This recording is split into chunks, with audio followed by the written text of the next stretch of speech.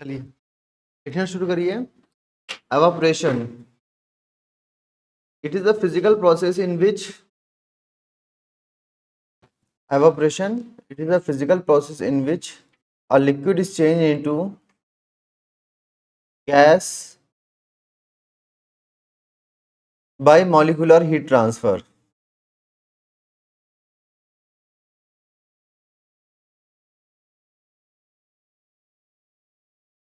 लिख लिया।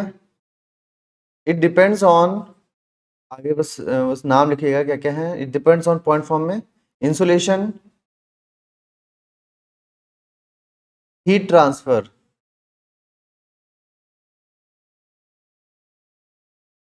It depends on insulation comma, या फिर नेक्स्ट पॉइंट लिखिएगा temperature difference between air and water,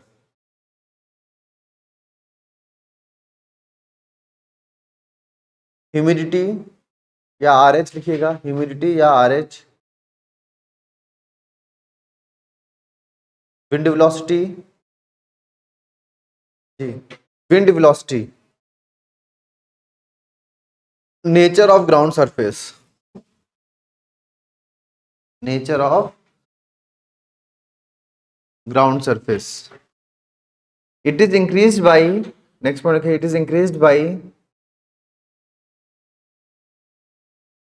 large insulation, comma dry air, comma high wind speed, comma bare ground.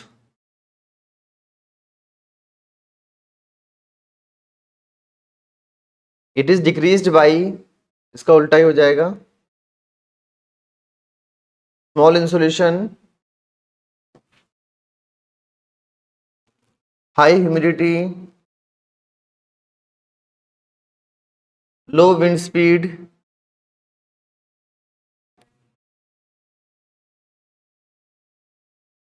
vegetation covered ground, vegetation covered ground.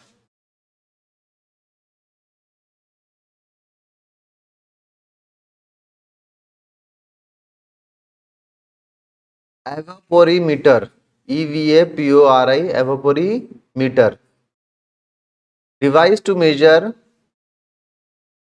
rate, evaporimeter, device to measure rate and amount of evaporation.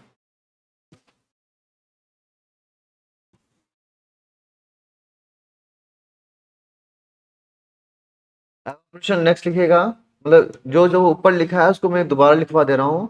Evaporation is directly proportional to insulation, directly proportional to wind velocity, तो इस पे लिखिए ना, better रहेगा, ऐसे लिखने ज्यादा सही रहता है ना।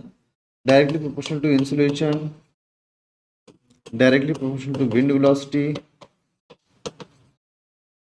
इनवर्सली प्रोपोर्शनल टू ह्यूमिडिटी, ऐसे लिखेंगे तो ज्यादा बेटर रहता है, याद करने में बाद में आसानी होगी आप लोगों को। Evaporation is directly proportional to insulation, wind velocity and inversely proportional to humidity. Next लिखिए condensation, the process by which vapor changes into liquid or solid form,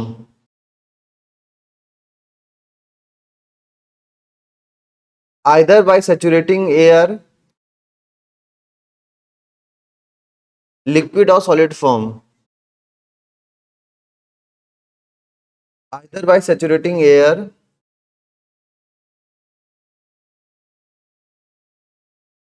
or by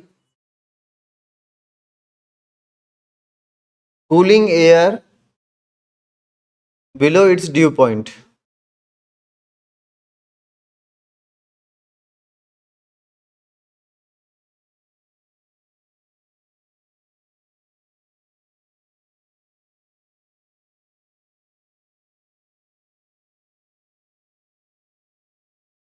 जल्दी से एक पॉइंट और लिखिए, forms of condensation,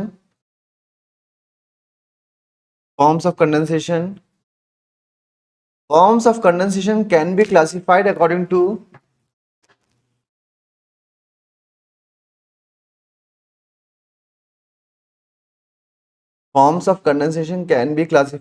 to first, on the basis of temperature at which dew point is reached.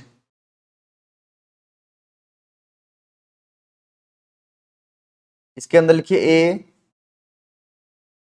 Due point lower than freezing point, lower than freezing point. इसके अंदर point लिखिएगा white frost, snow. मैंने लिखवाया forms of condensation can be classified according to, ठीक है। पहला basis क्या है, on the basis of temperature. उसके अंदर ए पॉइंट लिखवाया मैंने, dew point lower than freezing point. इसके अंदर एग्जांपल लिखी है व्हाइट फ्रॉस्ट, स्नो और सम क्लाउड्स। अब बी लिखिए, be due point higher than freezing point.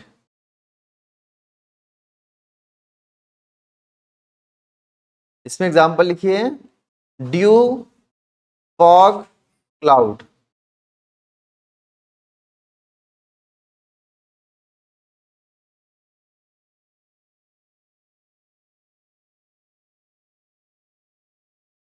कुछ कंफ्यूजन तो नहीं हो रहा लिखते समय? मैंने लिखवाया है कि फॉर्म्स ऑफ कंडेंसेशन को मैं कैसे क्लासिफाई कर सकता हूँ। पहला क्लासिफिकेशन का बेसिस क्या है, टेम्परेचर। उसके अंदर ए और बी है। ए में है dew point lower than freezing point, B में क्या है, dew point higher than freezing point. A के एग्जांपल्स क्या हैं, white frost, snow, some clouds. D और बी के एग्जांपल क्या हैं, ड्यू, फॉग और क्लाउड, ठीक है। नेक्स्ट लिखेगा on the basis, next classification on the basis of their location.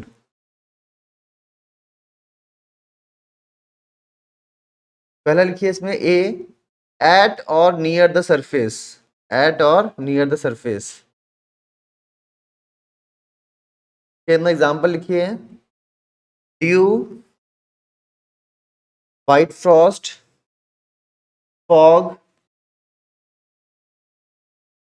Mist.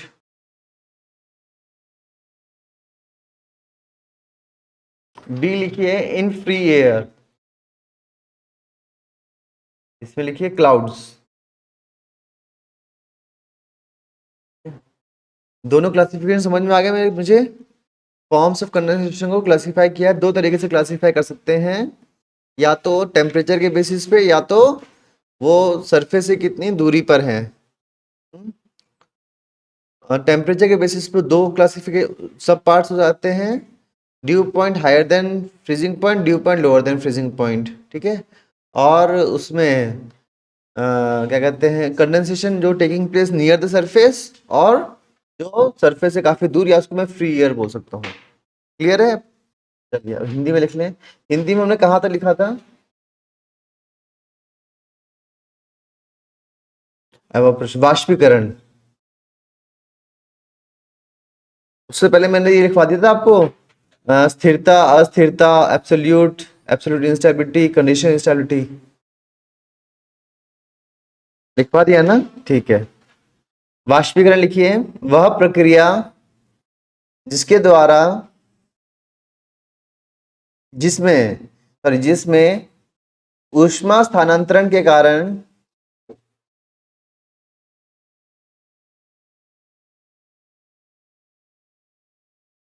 पानी तरल अवस्था से वाष्प में परिवर्तित हो जाता है, तरल अवस्था से वाष्प में परिवर्तित हो जाता है। वाष्पीकरण निम्नलिखित कारकों पर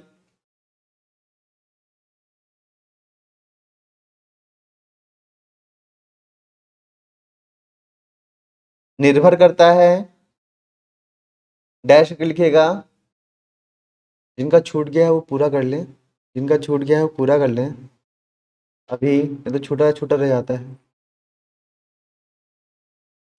सूर्यातप, कॉमा, वायु तथा जल के मध्य तापमान अंतर। थोड़ा ना आप लोग एक्टिव रहा कीजिए, तुरंत तुरंत कंप्लीट कर लिया कीजिए छोटे किसी का। हाँ?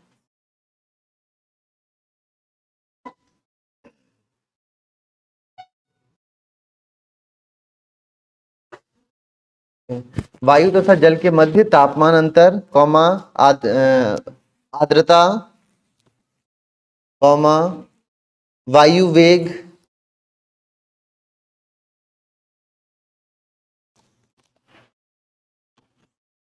ठीक है। नेक्स्ट कौमा पृथ्वी की सतह, पृथ्वी की सतह। नेक्स्ट लिखिएगा, नेक्स्ट पॉइंट, वाष्पीकरण निम्नलिखित कारकों द्वारा, वाष्पीकरण में निम्नलिखित कारकों द्वारा बढ़ोतरी होती है। लिखिएगा, अधिक सूर्यातप,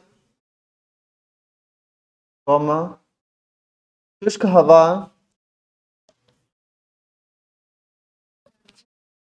हाँ लिखिए, डैश करके लिखिएगा, अधिक सूर्यातप, शुष्क हवा,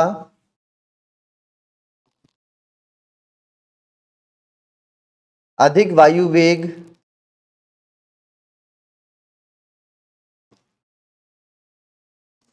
कौमा वनस्पति रहित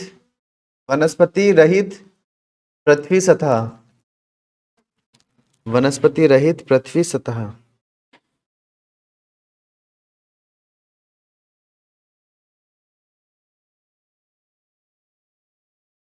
वाष्पीकरण में निम्नलिखित कारकों द्वारा कमी आती है।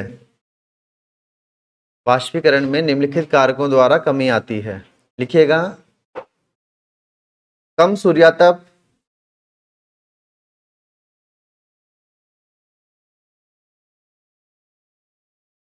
शुष्क पवन, सॉरी शुष्क पवन नहीं, अधिक आर्द्रता, अधिक आर्द्रता, शुष्क पवन काट दीजिएगा, ठीक है, अगर लिखा हो तो। अधिक आर्द्रता, कौमा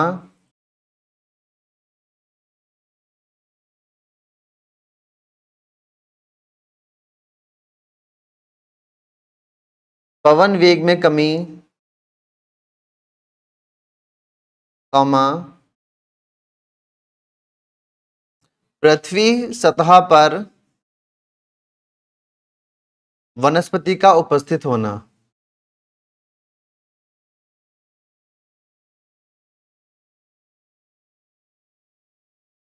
अब लिखिएगा, एवोपोरीमीटर, एवोपोरीमीटर।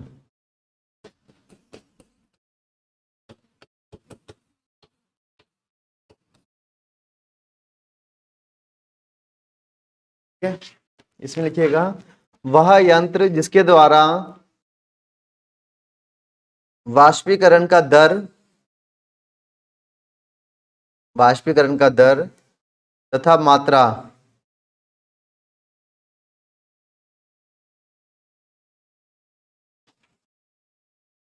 को नापा जा सके। ठीक है? मुझे बिल्कुल नहीं पता, मैंने अभी पिया तो है, दूसरे किसी और का पानी है क्या? नहीं, धो के आ लिया फिर और झरना धो के। ठीक है, लिख लिया। नेक्स्ट लिखिएगा, इसको लिखिए, वाष्पीकरण डायरेक्टली प्रोपोर्शनल टू इंसुलेशन, सीधा अनुपात होता है और विलोम अनुपात होता है। लिख लीजिए इसको, वाष्पीकरण, ये साइन तो पता होगा, ये उल्टा साइन होता है, लिख लीजिए। ऐसे याद करने में आसानी होती है, हालांकि ये लिखवा रखा है मैंने, लेकिन अगर दोबारा लिखते तो फिर हमें याद करने में आसानी होती है।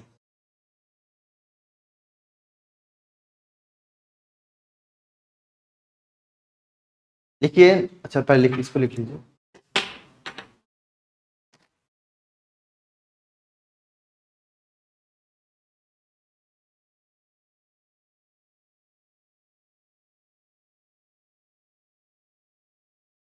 लिख लिया। नेक्स्ट लिखिए, संघनन, मैं बता रहा हूं, सूर्यातप, पवन वेग और आर्द्रता। ठीक है, सूर्यातप, पवन वेग और आर्द्रता। आर्द्रता बढ़ेगी, ह्यूमिडिटी बढ़ेगी, तो एवापोरेशन पे क्या असर पड़ेगा आप बताइए। एवापोरेशन पे क्या असर पड़ेगा? अगर मैं ह्यूमिडिटी बढ़ जाएगी तो एवापोरेशन पे क्या असर पड़ेगा? क्यों कम हो जाएगा? क्यों कम हो जाएगा?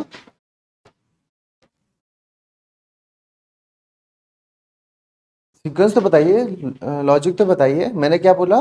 ह्यूमिडिटी बढ़ेगी तो फिर? जी, ये पूछ नहीं बता रहे हैं। ठीक है, फिर मॉइस्चर हट जाएगा तो आरएच में। चलिए ठीक है, कोई बात नहीं। ठीक है, मतलब मेरा अगर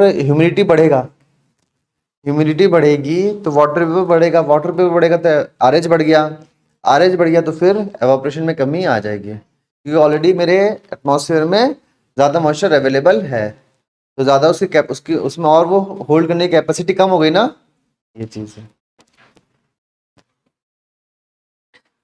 हाँ, संघनन लिखिए वह प्रक्रिया जिसके द्वारा जल वाष्प जल वाष्प तरल अवस्था या ठोस अवस्था में परिवर्तित होता है, कॉमा, संघनन कहलाता है।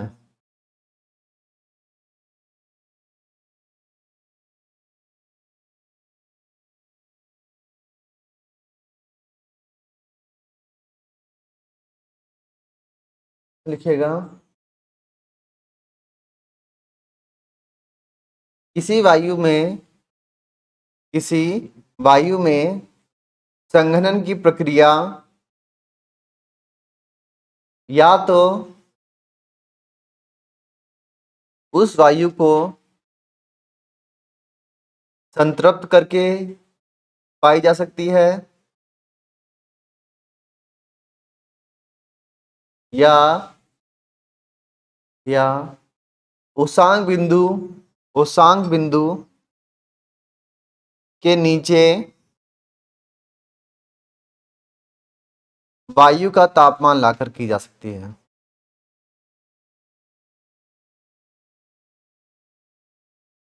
अब लिखिए संघनन के प्रकार।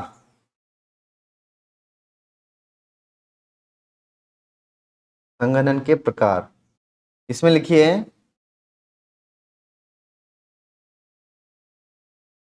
विभिन्न प्रकार के संघनन को निम्नलिखित आधार पर विभाजित किया जा सकता है।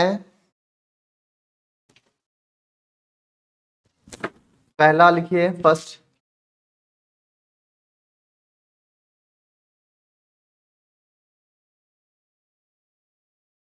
तापमान के आधार पर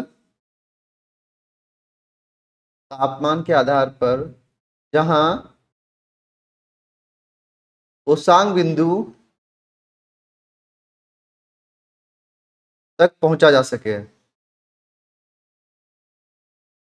इसके अंदर ए लिखिए,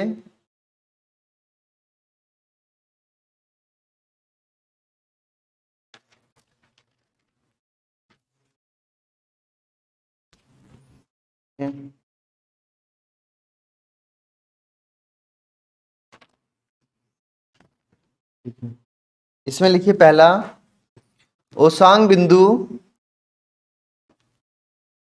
इसको हम लोग क्या कहते हैं, फ्रीजिंग पॉइंट को, फ्रीजिंग पॉइंट को हम लोग हिंदी में क्या कहते हैं? एकदम दिमाग से उतर गया। एक सेकंड रुकिएगा, टाइम दीजिएगा मुझे।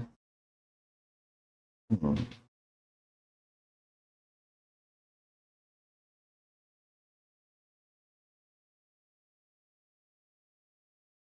अच्छा, just for the sake, imperial bank क्या है?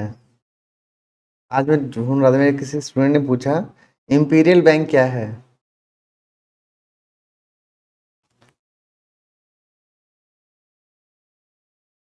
बताएं।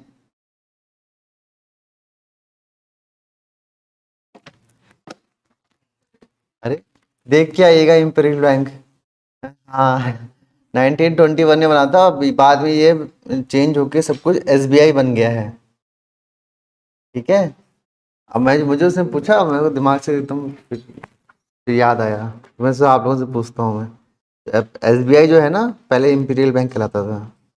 1934 से पहले imperial bank was quasi central bank.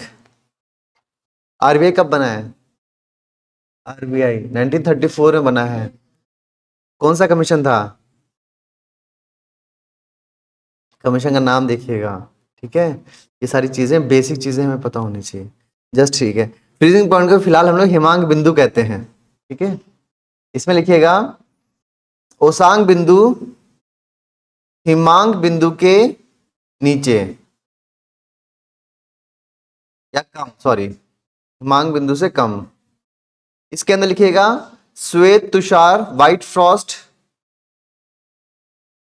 श्वेत तुषार व्हाइट फ्रॉस्ट, हिम वर्षा स्नो, और कुछ प्रकार के बादल।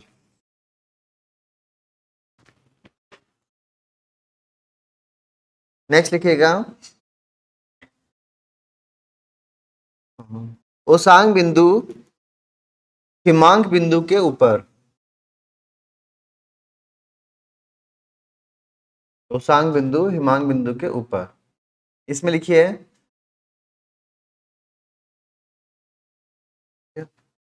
ओस, ड्यू, फॉग कोहरा,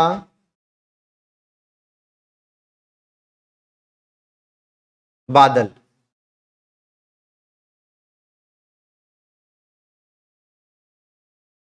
ठीक है। नेक्स्ट लिखिएगा दूसरा विभाजन लिखिएगा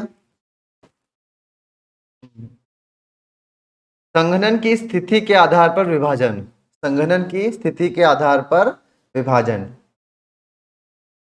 इसमें लिखिए पृथ्वी सतह के समीप, पृथ्वी सतह के समीप। इसके अंदर एग्जाम्पल लिखिए ओस, ड्यू, श्वेत तुषार व्हाइट फ्रॉस्ट,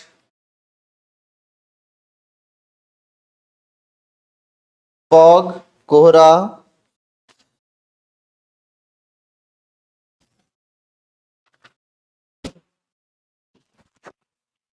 नेक्स्ट लिखिएगा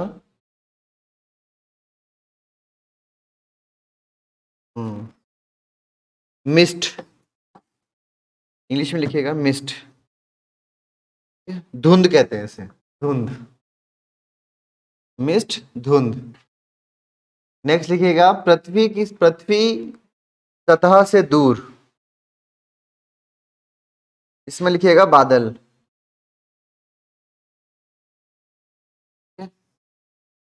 अब लिखिए इंग्लिश में due, when the moisture is deposited, when the moisture is deposited in the form of water droplets on the cooler surface of solid objects, bracket में लिखिएगा rather than on nuclei,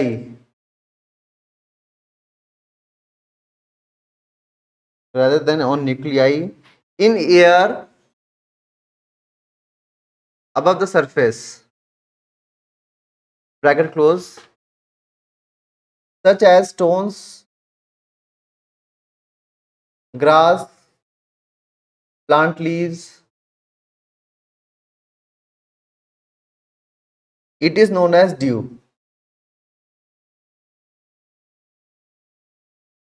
क्या लिखा है मैंने, इसमें ध्यान देने की जरूरत है। मैंने क्या बताया, जब मॉइस्चर चेंज हो, वाटर वेपर चेंज हो और वाटर ड्रॉपलेट के फॉर्म में डिपॉजिट हो, कहाँ डिपॉजिट हो, सॉलिड कूलर सॉलिड सरफेस पे, तो उसको ड्यू बोलेंगे।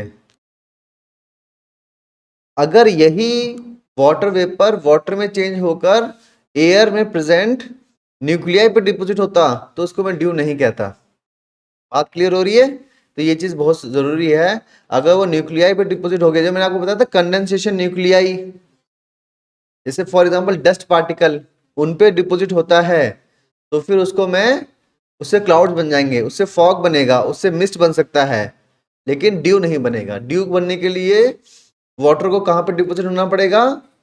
ठंडे ठोस जो सतह है, ठीक है, कूलर सॉलिड सरफेस पे डिपॉजिट होना पड़ेगा, जैसे कि पत्थर हो गया है, प्लांट लीव हो गया है, ग्रास हो गई है, ठीक है, ये चीज है।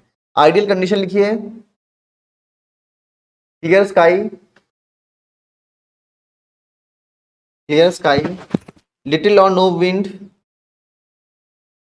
लिटिल और no wind, high RH,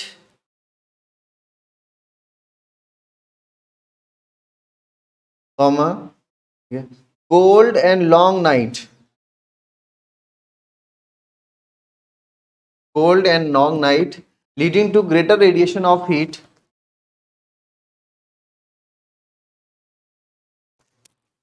from the earth for its cooling. Next one लिखिएगा, it is necessary that dew point is above freezing point.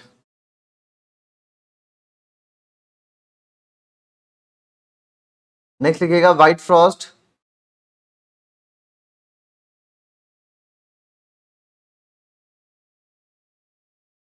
when condensation takes place at a point which is at or below freezing point, bracket में 0 degree Celsius, at a dew point which is at or below freezing point, bracket में 0 degree Celsius,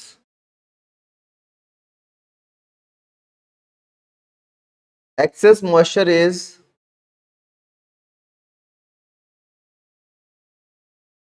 deposited in the form of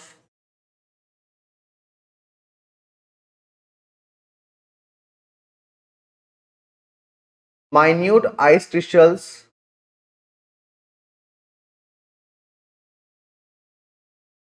called white frost. Ideal condition लिखी है, same as that for the formation of due,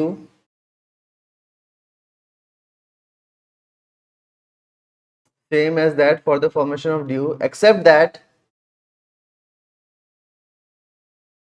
the air temperature must be at or below freezing point.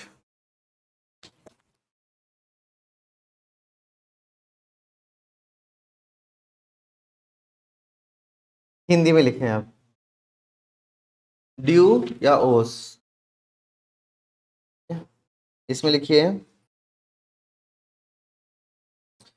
ओस वातावरण में फैले हुए, ओस वातावरण में फैले हुए वाष्प का वह रूप है जो जमकर जल बिंदु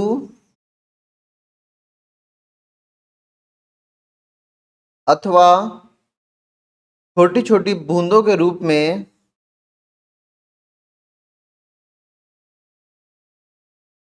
परिवर्तित होकर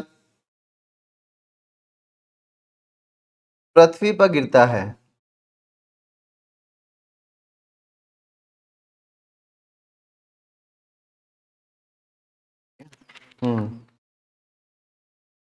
तथा तथा ठंडे ठोस सतह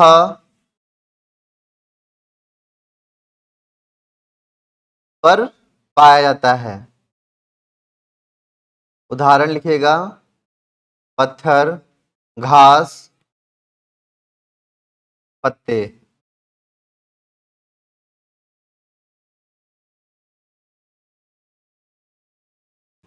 ओस बनने के लिए निम्नलिखित स्थितियां होनी चाहिए।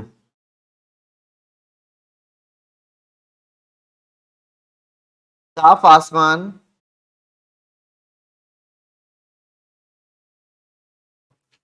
शांत वातावरण, ब्रैकेट में लिखिएगा पवन वेग ना के बराबर,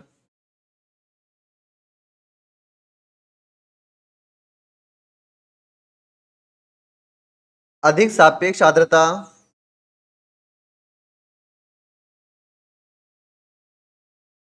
ठंडी लंबी रात, ठंडी लंबी रात, ब्रैकेट में लिखिएगा पृथ्वी की सतह से, पृथ्वी की सतह से अधिक पार्थिव विकिरण के द्वारा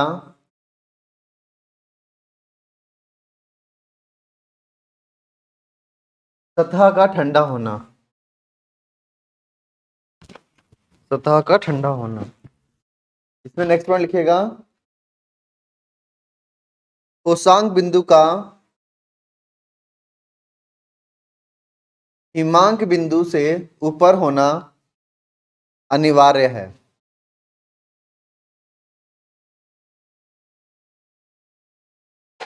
नेक्स्ट लिखिएगा श्वेत तुषार व्हाइट फ्रॉस्ट,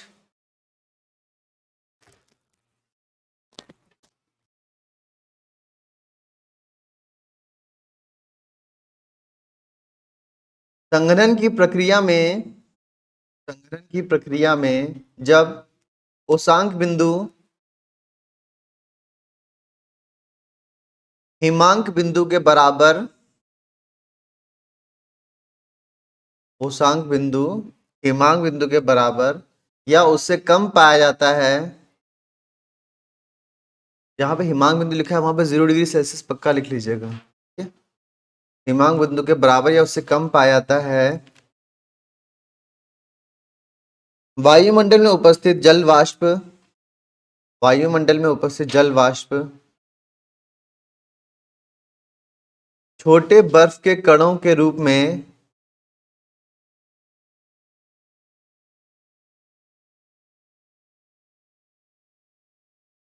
ब्रैकेट में लिखिएगा ना कि जल बूंदों के रूप में, ब्रैकेट क्लोज कर दीजिए। छोटे बर्फ के कणों के रूप में ठंडे पृथ्वी सतह, ठंडी पृथ्वी सतह पर जमा होता है, जिसे श्वेत तुषार कहते हैं, जिसे श्वेत तुषार कहते हैं।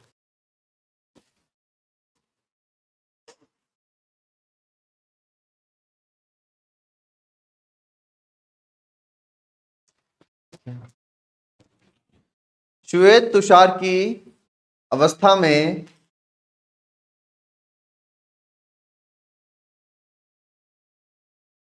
ओस विद इनवर्टेड कॉमा लिखिएगा, ओस की सभी अवस्थाएं होनी चाहिए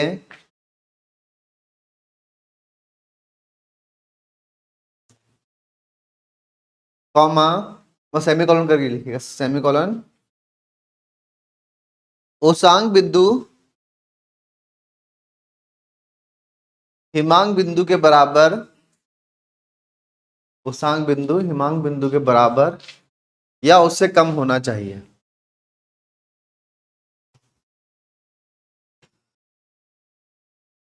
लिखिए नेक्स्ट इंग्लिश में फॉग, ब्रैकेट में लिखिएगा स्टेबल कंडीशन, सही बात है। स्टेबल या कंडीशन का मतलब क्या होता है, स्थिर अवस्था का, आप बताइएगा। अगर मैं बोलूं स्थिर, मेरा पर्यावरण स्थिर है, इसका मतलब क्या है। तबीयत सही नहीं है आपकी, तबीयत सही है, हेडेक हो रहा है, बीपी हाई है, अच्छा। मतलब ये है स्टेबल कंडीशन क्या होती है। नहीं नहीं, सैचुरेटेड एयर पूछा क्या मैंने, सैचुरेटेड एयर बोला क्या। मैंने बोला स्टेबल कंडीशन क्या होती है, क्या होती है स्टेबल कंडीशन? तो मतलब दो एंड, मतलब वीकेंड में सब भूल भाल के आ जाते हैं ना, मंडे में तो बताएंगे। तो यही तो बताना है आपने ना। तो मतलब जो चीज है, ऐसा नहीं है कि बहुत कॉम्प्लेक्स चीज है, मतलब छोटा सा क्वेश्चन छोटा सा आंसर है, खत्म करिए उसको ना। चलिए ठीक है, लिखिए फॉग स्टेबल कंडीशन, इसमें लिखिए fog is a cloud with its base at or very near the ground.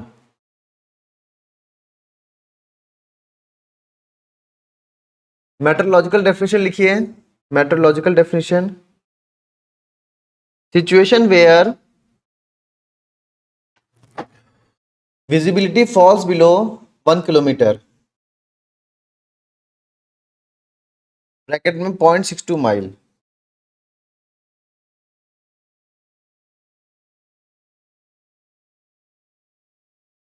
ठीक है, टाइप्स ऑफ फॉग लिखिए, advection fog,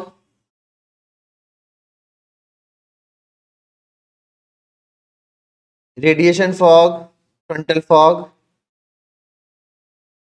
advection fog, radiation fog, frontal oblique cyclonic fog.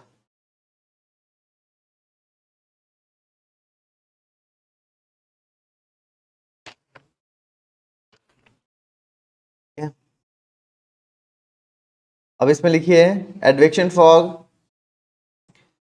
a fog formed when relatively warm moist and stable air mass moves laterally over cooler surface,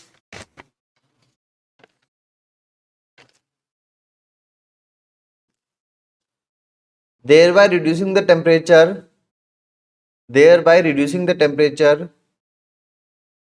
of the lower layer of the air mass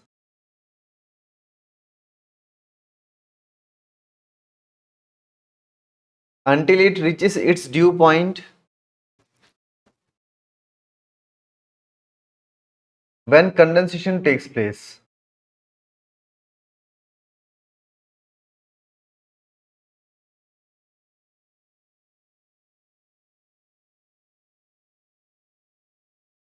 इसके मैं दो type लिखवा दे रहा हूँ, लेकिन उसके अंदर जाना नहीं है। ठीक है, ये दो टाइप होते हैं, स्टीम फॉग और आर्कटिक सी स्मोक। ठीक है, सेम चीज़ है, बट उसमें मैं डिटेल में नहीं जा रहा हूँ, सिर्फ मैं लिखवा दे रहा हूँ ताकि ये कभी नाम आए तो आप कंफ्यूज मत होइएगा। It is of two types, first steam fog, second Arctic sea smoke, या इसको आर्कटिक स्मोक भी कहते हैं। इसके अंदर नहीं जा रहे हैं हम लोग।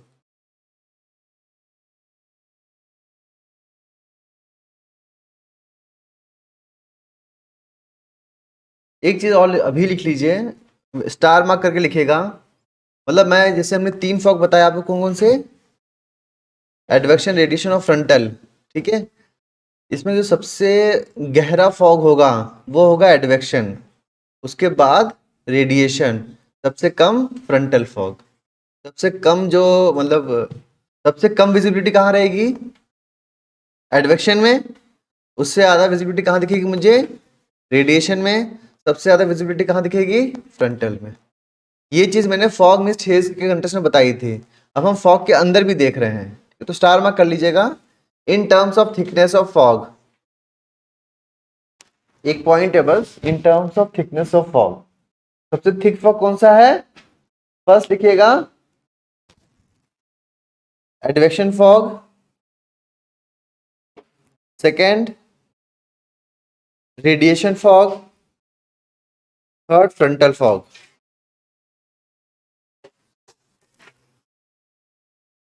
अब नेक्स्ट लिखिए रेडिएशन फॉग लिखिएगा।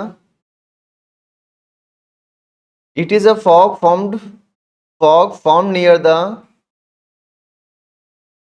Ground surface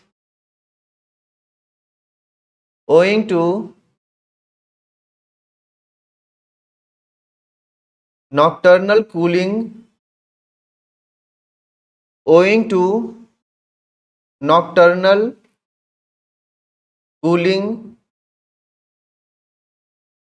and loss of heat due to terrestrial radiation.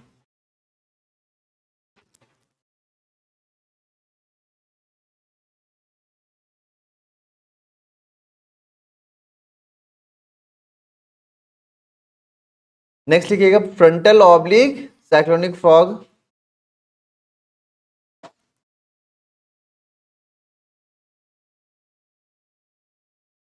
Fog formed along the front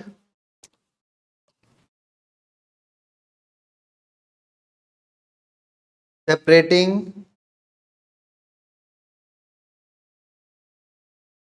cold and warm air mass.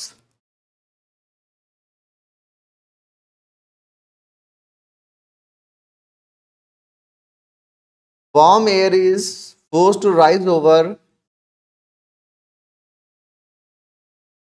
Warm air is forced to rise over cold air and cools.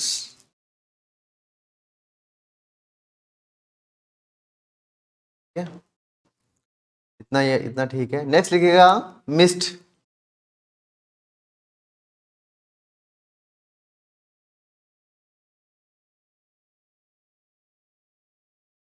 It is also a kind of fog in which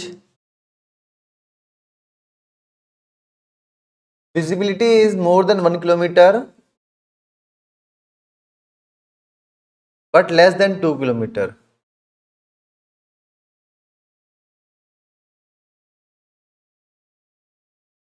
अब एक box के अंदर लिखिएगा visibility decreases.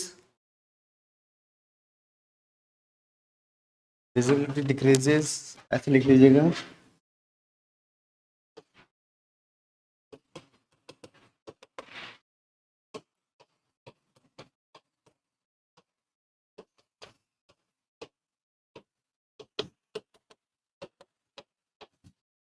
Question आया हुआ है, ये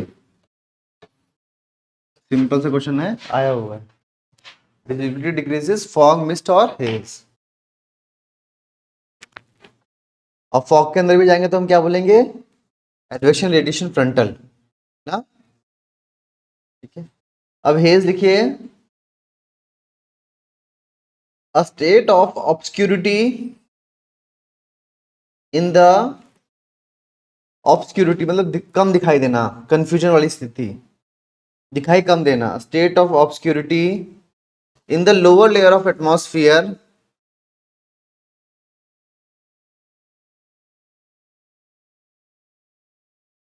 owing to the large presence of owing to the presence of large number of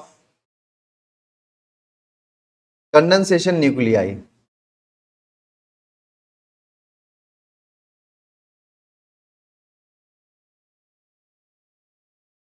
question आ गया था एक बार, क्लाउड का नाम दे दिया, नहीं तीन, जैसे फॉग दे दिया, मिस्ट दे दिया, हेज दे दिया था. फिर पूछा था इनमें से कंडेंसेशन न्यूक्लियाई का प्रेजेंस ज्यादा होने से क्या चीज बनती है. सीधा है, हमको हेज के कंटेक्स्ट में बोलना था.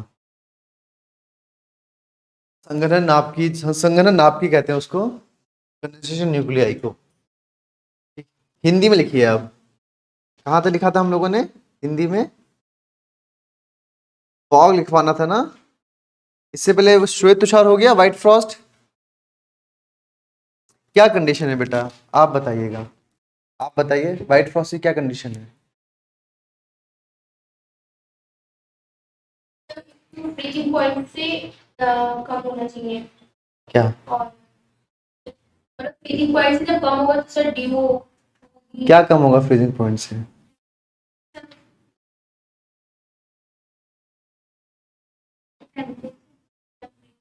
कौन सा टेम्परेचर, नहीं 0 डिग्री पे सब याद है, बस कंफ्यूज कर दिया मैंने जी.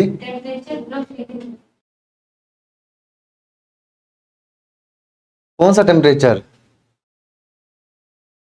Due point, Dew points. वो जबान पे नहीं आ रहा था ना, अंदर आ रहा था बस। ड्यू पॉइंट, ड्यू पॉइंट होता है, ड्यू पॉइंट क्या होता है बेटा बताओ, ड्यू पॉइंट जब हमारा आर एच 100% है उसको मैं क्या बोलूंगा, ड्यू पॉइंट।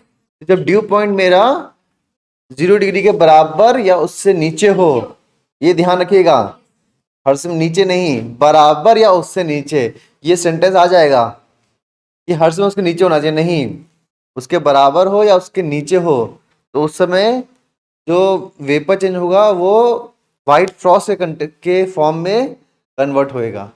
ठीक है, नेक्स्ट लिखिएगा कोहरा, फॉग।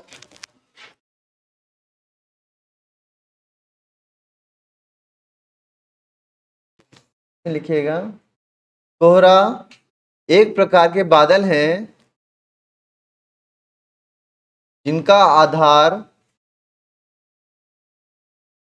पृथ्वी सतह पर के पृथ्वी सतह के काफी समीप पाया जाता है।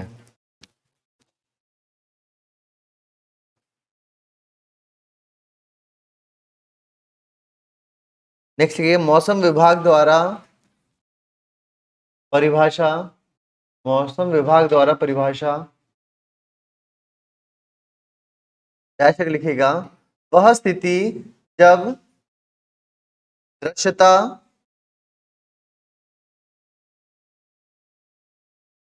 1 किलोमीटर से कम पाई जाती है। 1 किलोमीटर ब्रैकेट में 0.62 मील, 1 किलोमीटर ब्रैकेट में 0.62 मील से कम पाई जाती है। कोहरे के प्रकार लिखिए, पहला लिखिए संपर्कीय कोहरा, ब्रैकेट में एडवेक्शन फॉग, मैं लिख दे रहा हूं,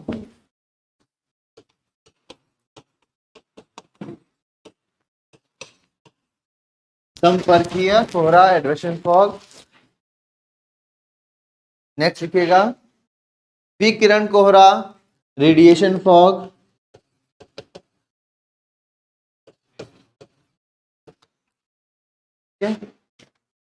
नेक्स्ट लिखिए फ्रंटल फॉग या वाताग्र या सीमांत कोहरा, वाताग्र या सीमांत कोहरा, ब्रैकेट में फ्रंटल फॉग।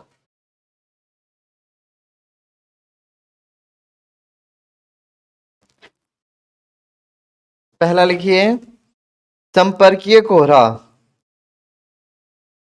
जब ठंडे धरातल पर, जब ठंडे धरातल पर गर्म तथा आर्द्र हवा का आगमन होता है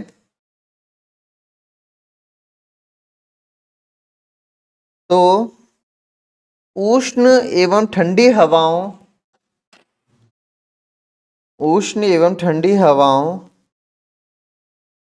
के मिश्रण से उत्पन्न कोहरे को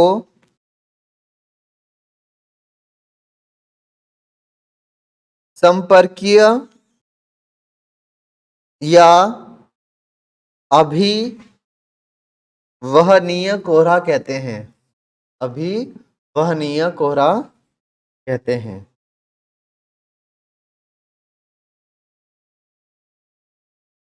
इसके अंदर लिख लीजिए संपर्कीय कोहरा के प्रकार, बस नाम लिख लीजिए steam fog, Arctic sea smoke, steam fog और आर्कटिक सी स्मोक।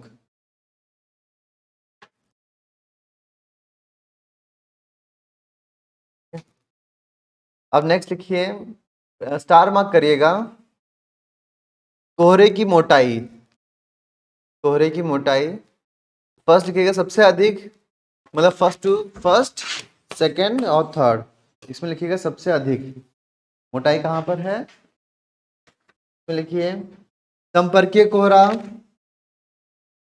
सेकंड विकिरण कोहरा, थर्ड सीमांत कोहरा, सीमांत या वाताग्र कोहरा।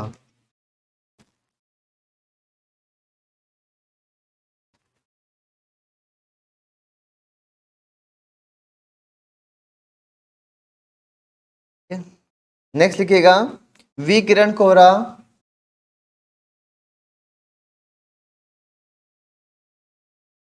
यह कोहरे की पतली परत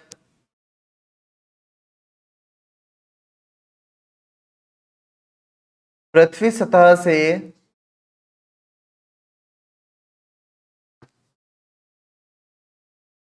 रात्रि के समय अधिक पार्थिव विकिरण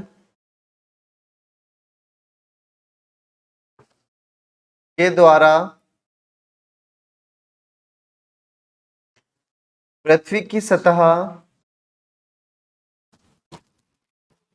तथा समीपी संपर्कीय वायु के ठंडे होने से होती है।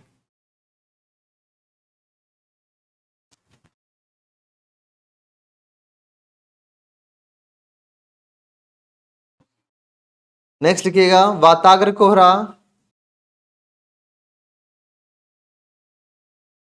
वाताग्र कोहरे का निर्माण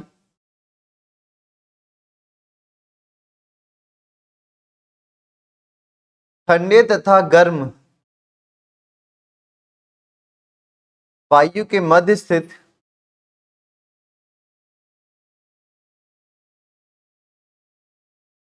सीमांत रेखा पर होती है।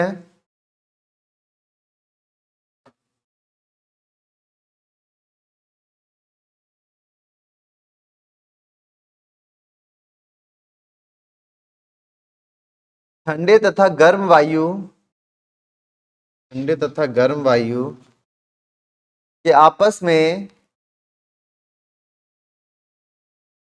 मिलने के कारण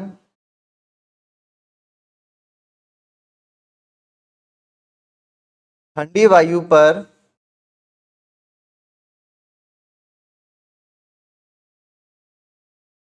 गर्म वायु की स्थिति पाई जाती है।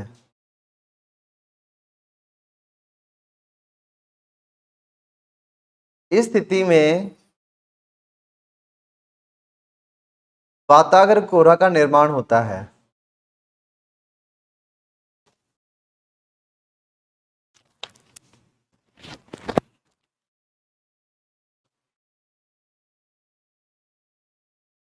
नेक्स्ट लिखिएगा मिस्ट,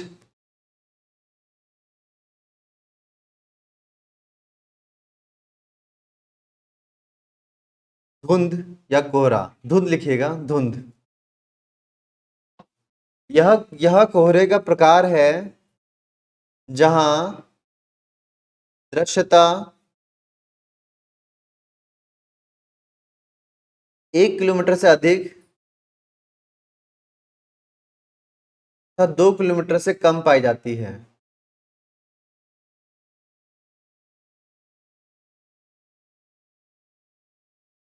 धुंध की स्थिति में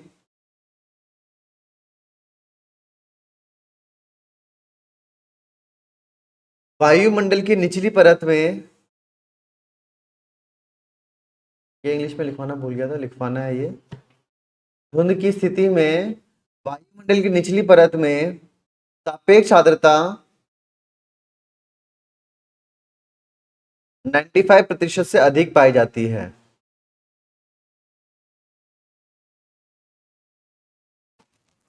अब एक बॉक्स के अंदर लिख लीजिएगा दृश्यता में कमी, दृश्यता में कमी इज इक्वल टू करके लिखिएगा फॉग, मिस्ट और हेज, कोहरा। और ये नेक्स्ट जो मिस्ट को हम क्या कह रहे थे, धुंध। हेज को हम लोग हेज ही बोल रहे हैं हिंदी में भी, आई डोंट नो क्या है।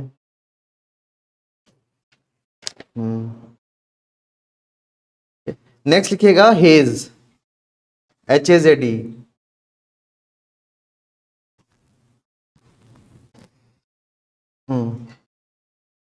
वायुमंडल के निचली परत में, वायुमंडल की निचली परत में अत्यधिक संघनन, नाभिकीय कणों की उपस्थिति के कारण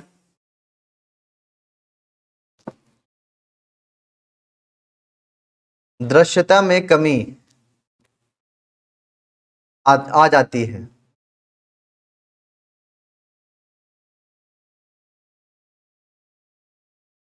ठीक है, नेक्स्ट लिखिएगा बादल, clouds.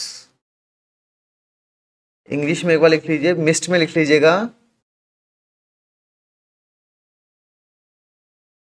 In mist relative humidity rises over 95%, relative humidity rises over 95% in the lower layer of atmosphere, in the lower layer of atmosphere।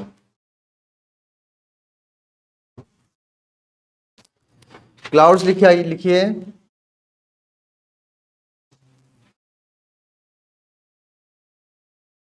a mass of minute droplets of water, a mass of minute droplets of water or tiny ice crystals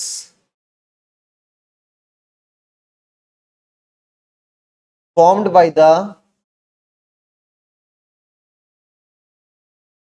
condensation of water vapor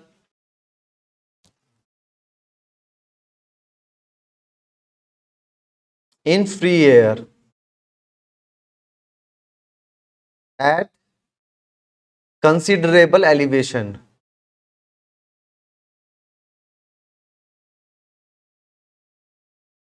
elevation या height लिख लीजिए।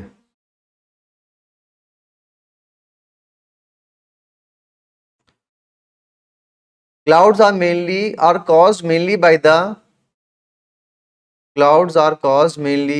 by the adiabatic cooling of air below its dew point।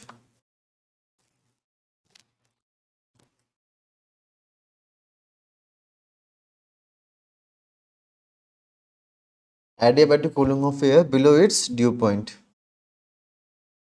Next लिखिएगा amount of cloud cover in the sky is experienced in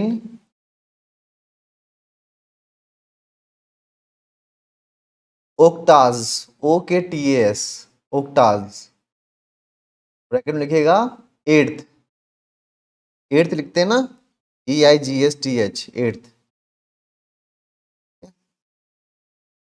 इसको समझेंगे, जिसे लिखिएगा 2/8, लिखिए 2/8 dash लिखिए क्वार्टर कवर्ड,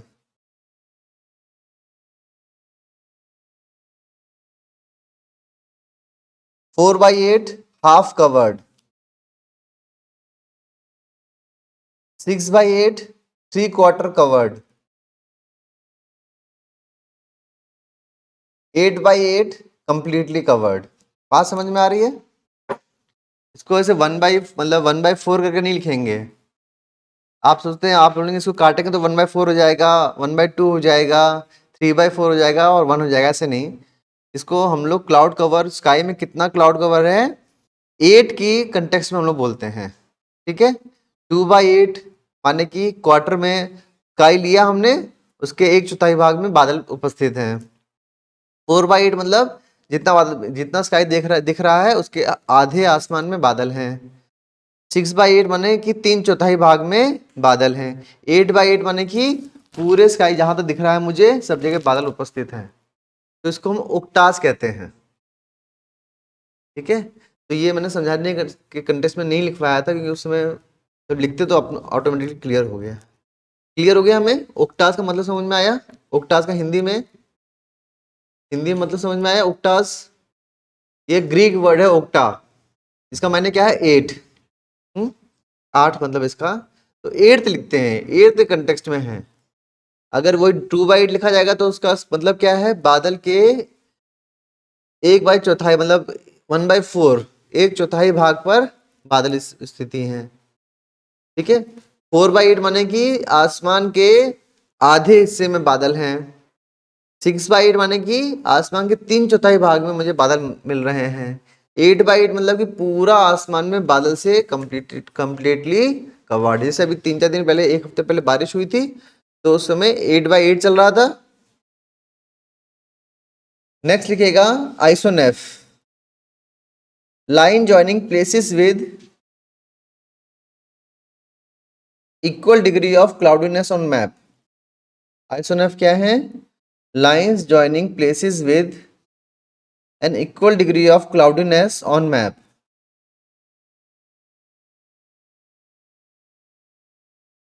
नेक्स्ट लिखिएगा टोरेंशियल क्लाउड बर्स्ट, जल्दी जल्दी लिखिएगा, कंप्लीट हो जाए। Cloud burst,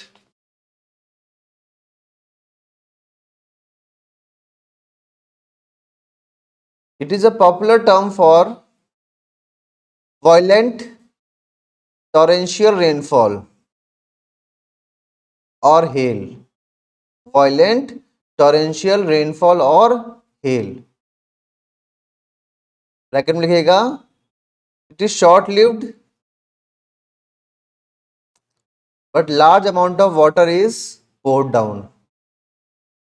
It is short lived but large amount of water is poured down.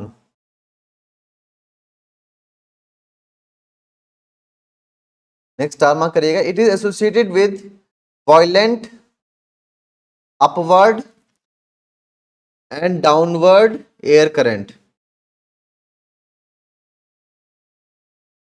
It is associated with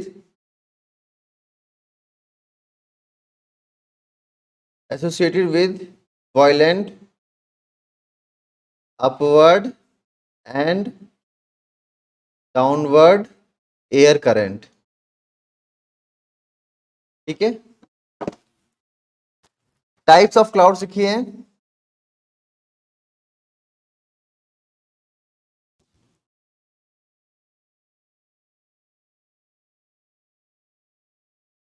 इसमें लिखिए फर्स्ट किर्रस, डैश करके लिखिएगा fair, fair weather.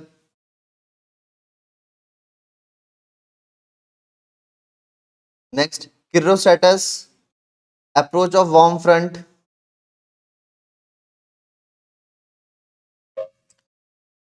Approach of warm front,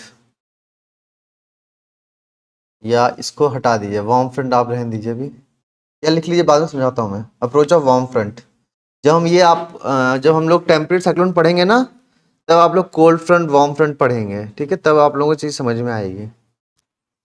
किर्रोस्टेटस, approach of warm front. Third cirrocumulus. Fourth altostratus, rainy, रेनी।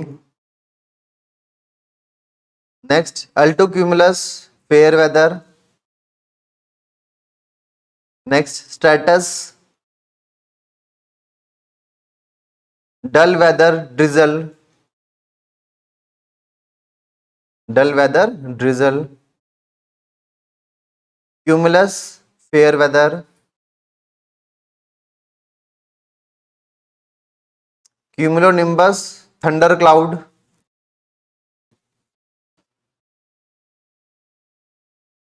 स्ट्रेटोक्यूमुलस,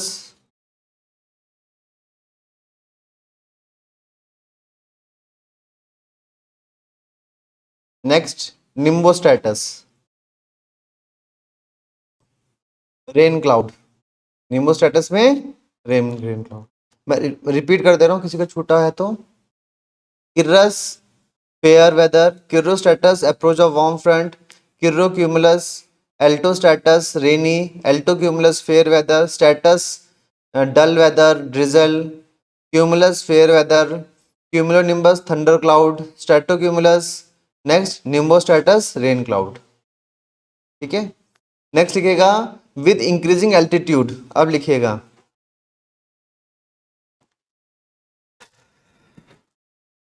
पहला लिखिए किर्रस oblique किर्रोक्यूमुलस oblique किर्रोस्ट्रेटस, bracket में लिखिएगा 5000 से 13700 metre, 5000 से 13700 मीटर। नेक्स्ट एल्टोस्ट्रेटस ऑब्लिक एल्टोक्यूमुलस, इसका मतलब ये नहीं है कि एल्टोस्ट्रेटस एल्टोक्यूमुलस एक नाम है, इस लेवल पर 2 बादल पाए जा रहे हैं, उस लेवल पे 3 बादल पाए जा रहे हैं, ठीक है। एल्टोस्ट्रेटस ऑब्लिक एल्टोक्यूमुलस, ब्रैकेट में लिखिएगा 2000 से 7000 किलोमीटर, 2000 से 7000 मीटर। नेक्स्ट निम्बोस्ट्रेटस 900 से 3000 मीटर, 900 से 3000 मीटर। नेक्स्ट स्ट्रेटोक्यूमुलस 500 से 2000 metre.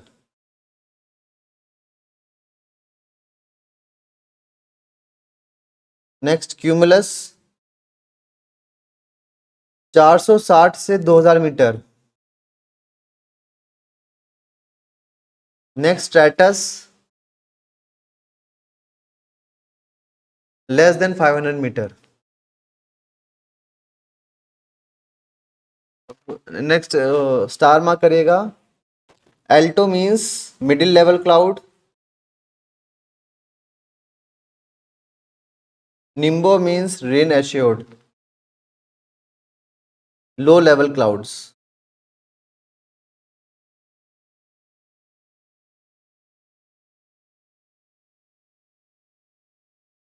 Cumulus brings fair weather,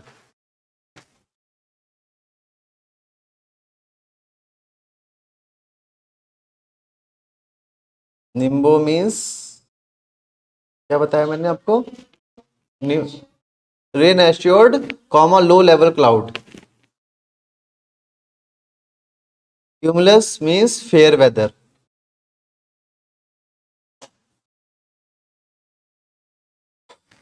ठीक है, अच्छा अब इंग्लिश में कंटिन्यू करिए, थोड़ा सा काफी बड़ा हो जाएगा ये। लिखिए किर्रस लिखिए,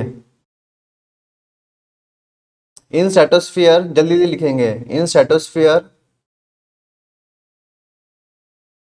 mother of pearl cloud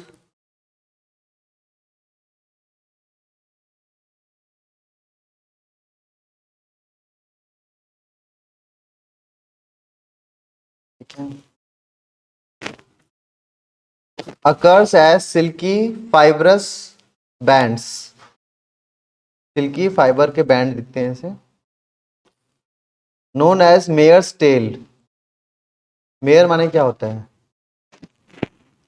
Myers tell,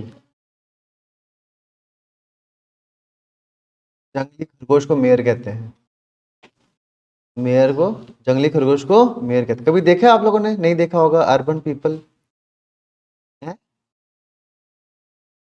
rail, अब खरगोश देखा है कभी, जो घर वाला तो कूदता ही नहीं है, ठीक है।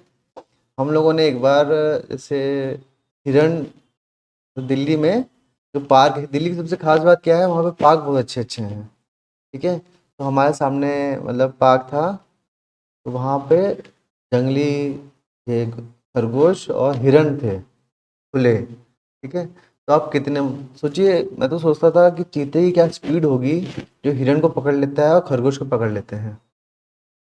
आप रैली में रखेंगे और उसकी जंप रैली में कितनी होती है, यहाँ से लेके जैसे वो पर्दा है, एक जंप में वो इतना इतना करके कूद जाता है।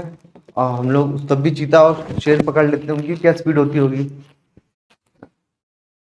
तो मतलब ये गिरस का कैसे दिखेंगे, मेयर्स टेल की तरह दिखेंगे, जंगली खरगोश के पूंछ की तरह दिखेंगे, mare's tail, MERE', mare's tail. Next composed of ice crystals, composed of ice crystals,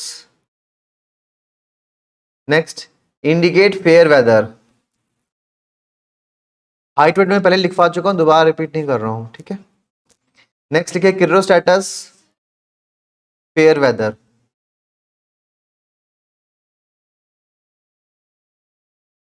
warm front is coming, इसका मतलब क्या है, वार्म फ्रंट इज कमिंग। ये cold front, warm front, occluded front, तीन टाइप के फ्रंट होते हैं। ये हम टेम्परेट साइक्लोन पढ़ाऊंगा तो आपको समझ में आ जाएगा, कोल्ड, वार्म और occluded front. Warm front is coming. Next, resembles thin white sheet और वेल, बताया था मैंने आपको, थिन व्हाइट शीट और veil. Sun looks milky,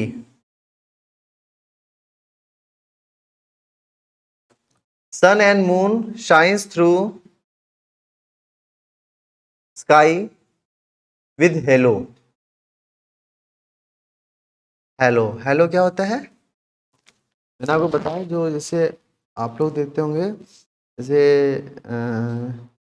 gods and goddesses होते हैं, उनके चारों तरफ एलईडी लाइट जलती रहती है, उसी को कह रहे हैं हम लोग, ठीक है। हेलो, एंजल्स समझ से दिखता है ना, एंजल है ये। Next, किर्रोक्यूमुलस,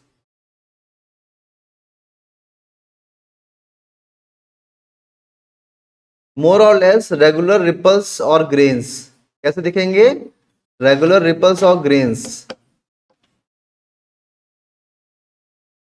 because of its resemblance to fish scale, because of its resemblance to fish scale, it is associated with the term mackerel sky, mackerel, mackerel sky,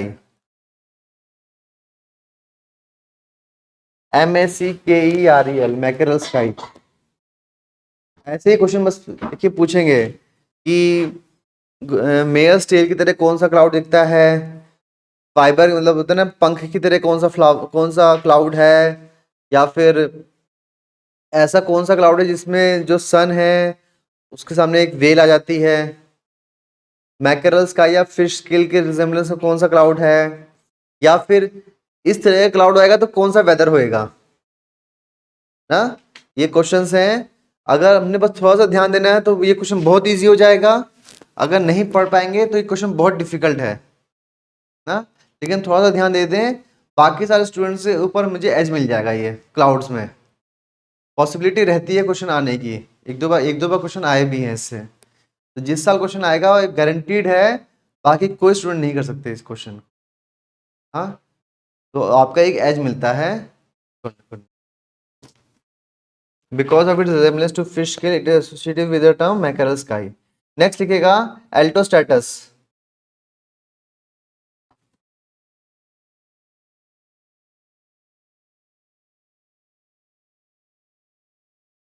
greyish in colour,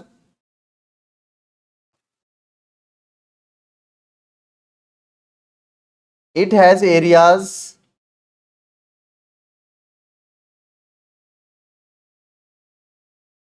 thin enough to reveal, thin enough to reveal watery looking sun, watery looking sun। Next लिखेगा form thickening of cirrostratus, form thickening of cirrostratus associated with warm front, precursor of rainy weather,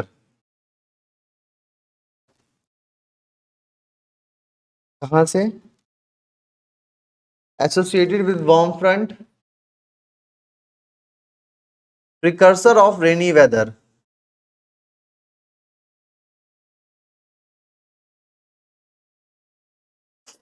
next लिखेगा एल्टोक्यूमुलस,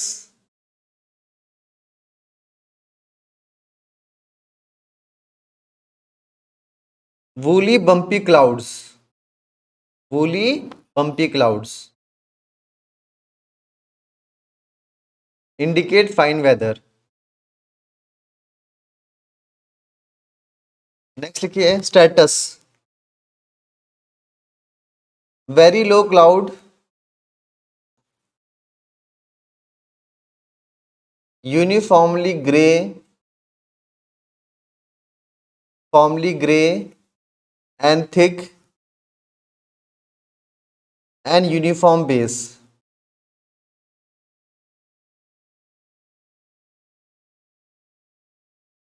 appears like highland fog,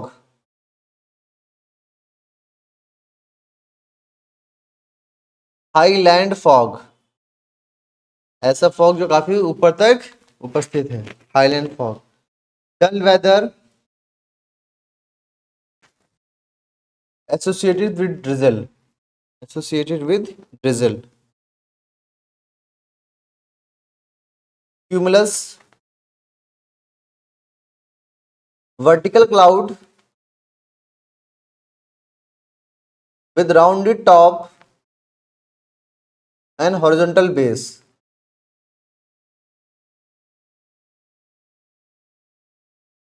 typical of humid tropical regions, typical of humid tropical regions।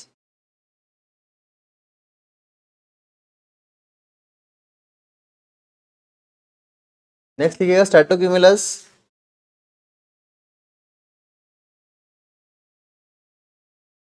Greyish और whitish in colour, grayish or whitish in color, in which the horizontal layers of cloud sheets have developed into sheet have developed into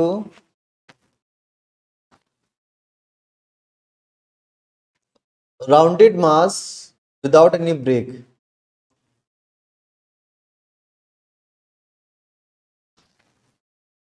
bracket में मोर pronounced form of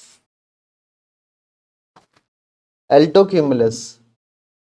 cumulus कैसे हैं? ऊपर छोटी छोटी रुई के नीचे बड़ी बड़ी रुई हो गई, और नीचे इतनी बड़ी बड़ी रुई हो गई है कि आपस में मिल गई है। ये तो बस वही है stratocumulus. Next nimbostratus, brings continuous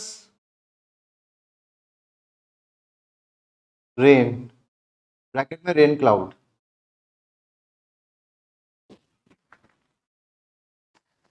next cumulonimbus, किसी का छूट रहा हो तो बता दें please. Cumulonimbus, an overgrown cumulus cloud.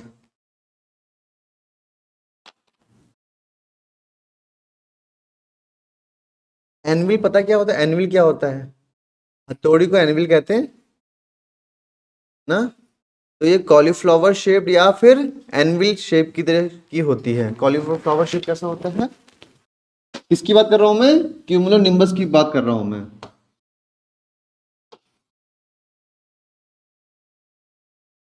इस तरह से ये होगा मेरा क्यूमुलोनिम्बस क्लाउड होगा। तो अगर मैं ये देखूं तो ये मुझे हथौड़ी की तरफ दिख रहा है। हथौड़ी ऐसी तो होती है, आगे भी निकला होता है, थोड़ा सा पीछे भी निकला होता है, इसका यही है। और कॉलीफ्लावर की ऐसे ही होता है, ठीक है। It's cauliflower top spread out like an anvil, top spread out like an anvil, referred to as thundercloud, and brings torrential convectional rainfall, brings torrential convectional rainfall। चलिए हो गया। अब हिंदी में लिखिए बादल। बादल जल कणों या हिम कणों का, जल कणों या हिम कणों का बड़े पैमाने पर समूह होता है जो कि कोहरे की अपेक्षा ऊंचाई पर पाया जाता है।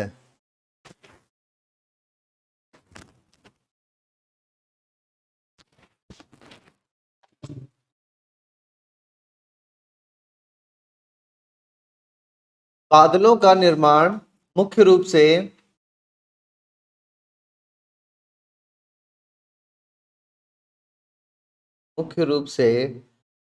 तापमान का वायु के तापमान का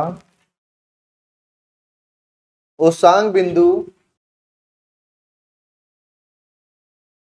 बिंदु के नीचे एडियाबैटिक तापमान कमी के कारण होता है।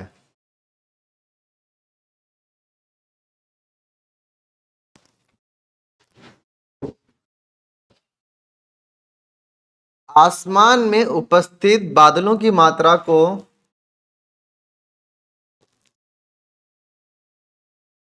ओक्टा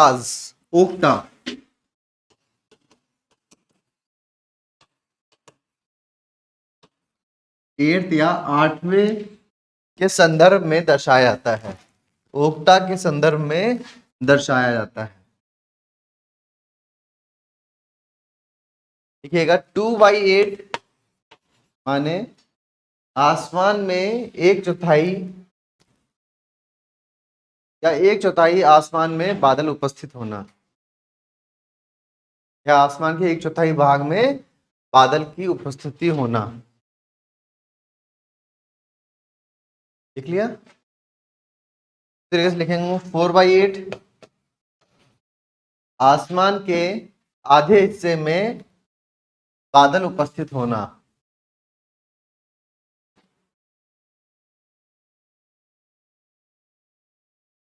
नेक्स्ट 6/8 तीन चौथाई भाग पर, आसमान के तीन चौथाई भाग पर बादल उपस्थित होना।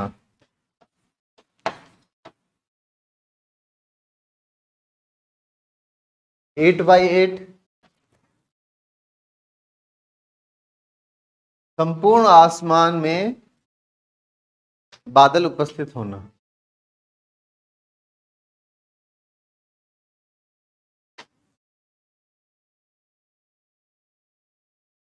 आइसोनेफ लिखिए।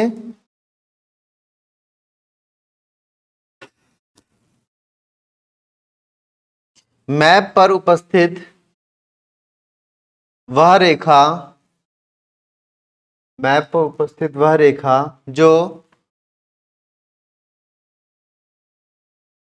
उन स्थानों को जोड़ती है जहां आसमान में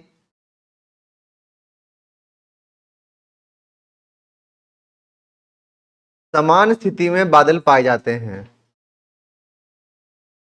समान स्थिति में बादल पाए जाते हैं। नेक्स्ट लिखिएगा बादल का फटना, क्लाउड बर्स्ट।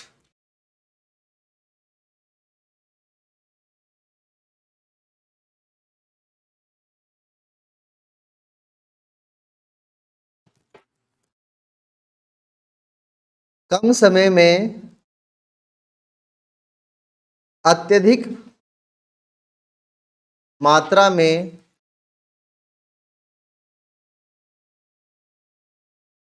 वर्षा की स्थिति को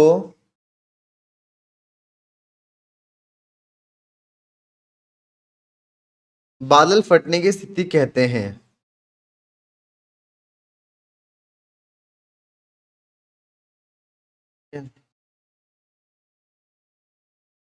बादल फटने की स्थिति हिंसक रूप से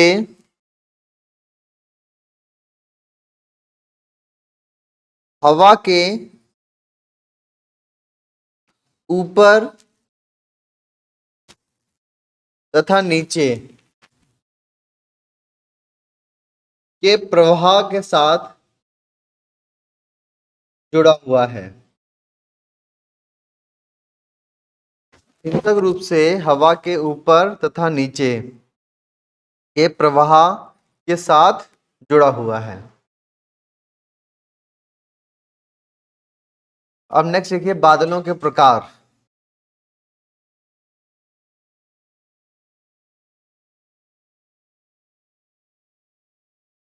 इसमें लिखिए, पहला तो लिखिए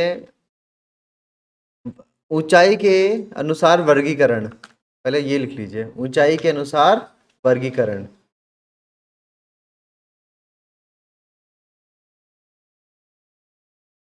या सॉरी, इसको काट दीजिए, ठीक है। बादलों के प्रकार लिखिए। इसमें फर्स्ट लिखिए किर्रस, हिंदी में लिखिए पक्षाभ बादल। लेकिन ये ध्यान रखिएगा, इंग्लिश वाला टर्म ये हिंदी में मैं लिखवा दे रहा हूँ, लेकिन एग्जाम में किर्रस करके क्वेश्चन आते हैं, ठीक है। ये बहुत पॉपुलर टर्म है, किर्रस हो गया, किर्रोस्टेटस, क्यूमुलोनिम्बस, ठीक है। ये बहुत पॉपुलर टर्म है जो एग्जाम में भी ऐसे आते हैं, लेकिन तब भी मैं हिंदी के टर्म्स लिखवा दे रहा हूँ, आपको याद करने की कोशिश करिएगा। किर्रस, पक्षाभ बादल,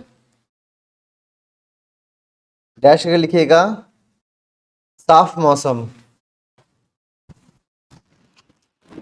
नेक्स्ट लिखिएगा किर्रोस्टेटस,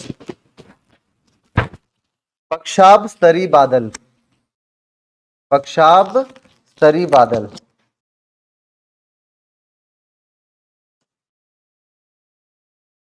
लिखिएगा वार्म फ्रंट का आगमन, या क्या कहते हैं,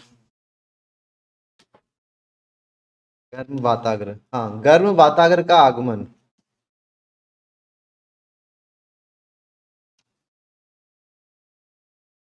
नेक्स्ट लिखिए किर्रोक्यूमुलस,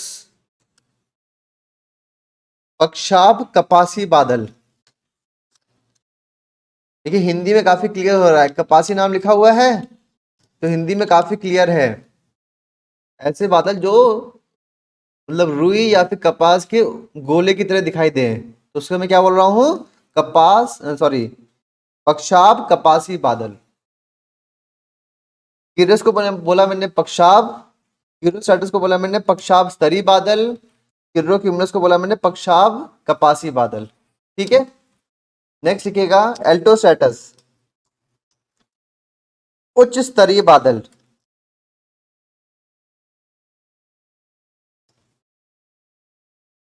इसमें लिखिएगा वर्षा। नेक्स्ट एल्टोक्यूमुलस,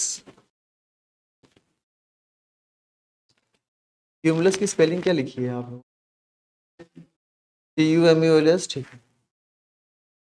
एल्टोस्टेटस उच्च स्तरीय बादल, एल्टोक्यूमुलस उच्च कपासी बादल।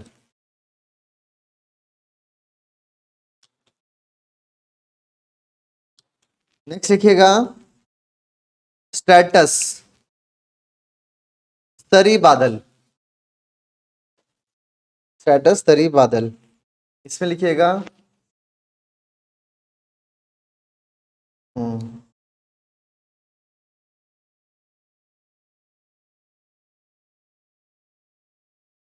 स्ट्रेटस में लिखिएगा स्तरीय बादल, में लिखिएगा हल्की वर्षा, लिखिएगा हल्की वर्षा। नेक्स्ट लिखिएगा क्यूमुलस, कपासी बादल। नेक्स्ट लिखिए क्यूमुलोनिम्बस, कपासी वर्षा बादल।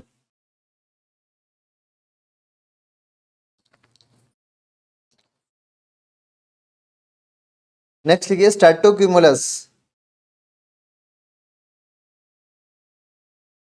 स्तरीय कपासी बादल।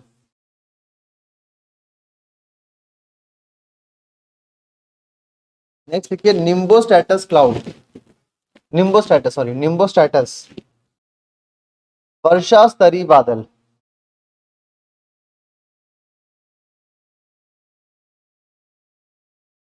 हो गया, ये टर्म याद करिएगा। और मैं फिर से बार बार बोल रहा हूँ, ये जो है ना क्लासिफिकेशन, मतलब बच्चे कंफ्यूज रहते हैं इस क्लासिफिकेशन में और ज़्यादातर इसको अवॉइड कर जाते हैं, लेकिन तब भी आप लोग इसको क्लियर कर क्लासिफिकेशन है। आप अगर ये क्लासिफिकेशन आपको एनसीईआरटी की बुक्स के अलावा कहीं नहीं दिखेगा, ठीक है। आप जितनी बुक्स रेफर करेंगे उसमें आपको कंफ्यूज करते हुए आगे बढ़ेंगे। तो stick to the basics, notes पढ़िएगा, एनसीईआरटी पढ़िएगा, इसके अलावा कुछ मत पढ़िएगा क्लाइमेटोलॉजी, ओशनोग्राफी और जियोमोर्फोलॉजी में, ठीक है। इसके अलावा कुछ नहीं होना है, ठीक है। स्टिक करिएगा। कुछ पढ़ रहे हैं? एनसीईआरटी कहाँ तक पढ़ी एक हफ्ते में?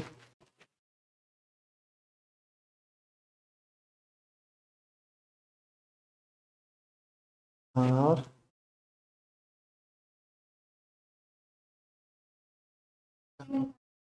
क्या पढ़ रहे हैं 10th में? क्या, कौन सा? हाँ जी, क्या होते हैं रिसोर्सेस? एक दो मिनट का ब्रेक लेते हैं। क्या होते हैं रिसोर्सेज, बताइए, डेफिनेशन बताइए रिसोर्सेज का। जो हमारी नीड्स को फुलफिल करते हैं। और जो हमारी नीड्स को फुलफिल करें वो रिसोर्सेज होते हैं। रिसोर्सेज किस पे डिपेंड करते हैं, सोचिए। रिसोर्स किस पे डिपेंड करेगा? कोई चीज रिसोर्स है कि नहीं है हमारे लिए, वो किस पे डिपेंड करेगा? इन्होंने बोला डेफिनेशन क्या है, जो हमारे काम की चीज उसको मैंने रिसोर्स बोला। सोचिए, कोई चीज रिसोर्स हो सकती है या नहीं हो सकती, वो किस पे डिपेंड करेगा? नीड और डिमांड है, ठीक है। और तेल के कंटेक्स्ट में सोचिए जी, तेल के कंटेक्स्ट में सोचिए, तेल के कंटेक्स्ट में क्या आज से 200 साल पहले पेट्रोल हमारे रिसोर्स था? तो नहीं नॉन रिन्यूएबल। एकदम सही बात। मेरा क्वेश्चन कुछ और है कि क्या, मैं एक चीज समझाने की कोशिश कर रहा हूँ, समझिएगा।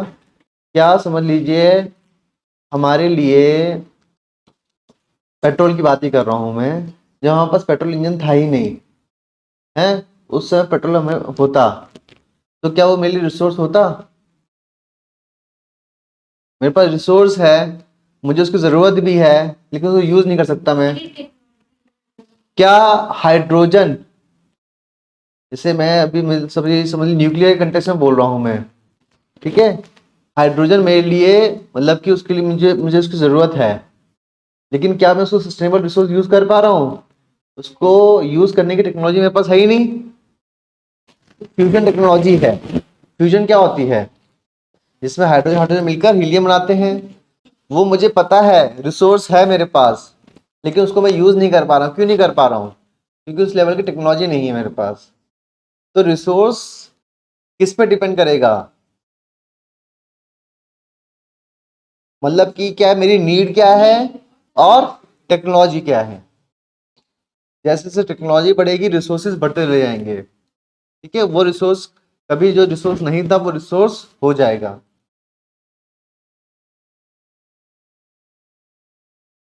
ह्यूमन कैपिटल पे है, कैपिटल, नीड और टेक्नोलॉजी, तो ट्रायंगल बनता है।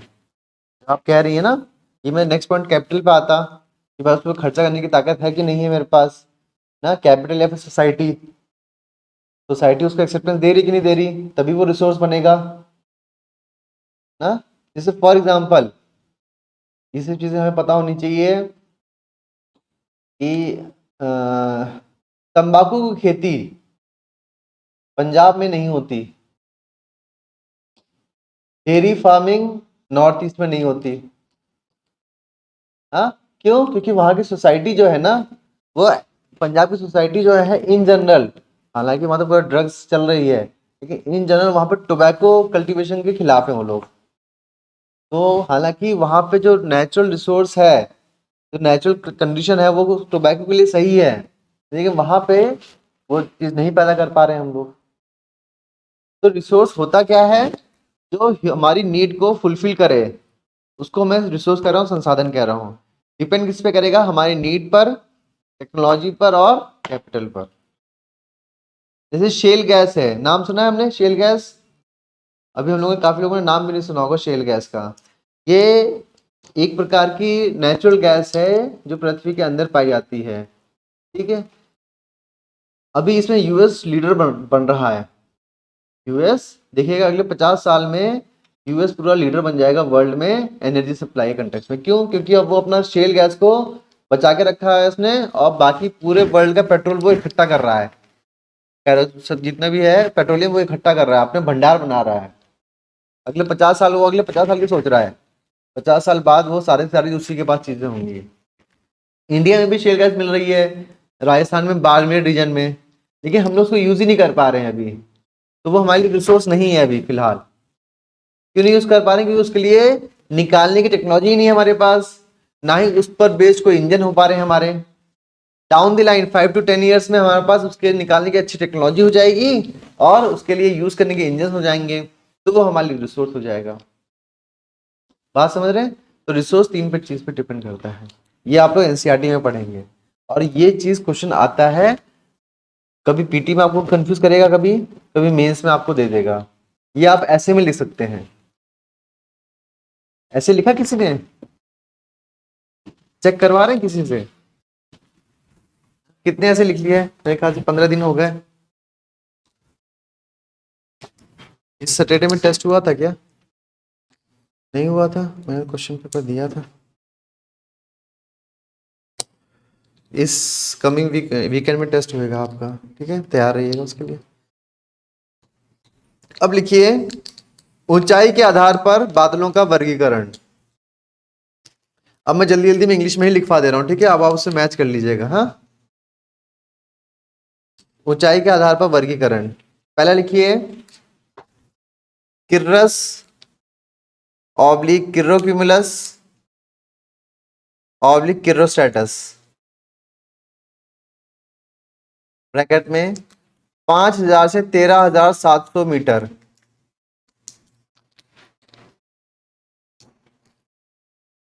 नेक्स्ट एल्टोस्ट्रेटस ऑब्लिक एल्टोक्यूमुलस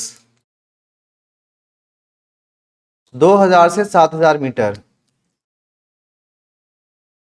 नेक्स्ट निम्बोस्ट्रेटस 900 से 3000 मीटर।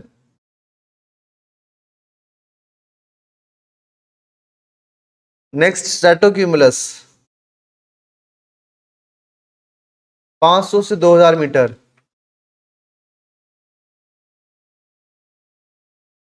नेक्स्ट क्यूमुलस 460 से 2000 मीटर। नेक्स्ट स्ट्रेटस 500 मीटर से कम।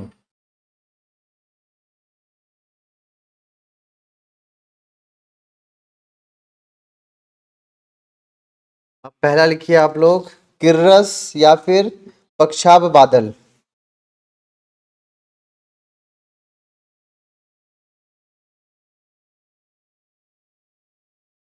इसमें लिखिए पॉइंट फॉर्म में लिखिएगा समताप मंडल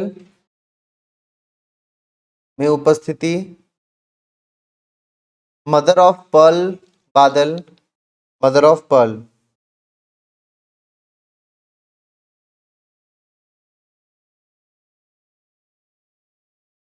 इनका निर्माण छोटे छोटे इनका निर्माण छोटे छोटे हिमकणों द्वारा होता है, छोटे छोटे हिमकणों द्वारा होता है, जिनसे होकर सूर्य किरणें गुजरती हैं।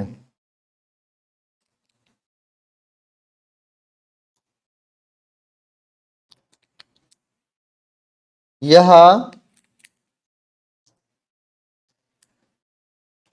रेशम के पंख के भांति प्रतीत होते हैं, रेशम के पंख के भांति प्रतीत होते हैं। नेक्स्ट लिखिएगा इन्हें मेयर्स टेल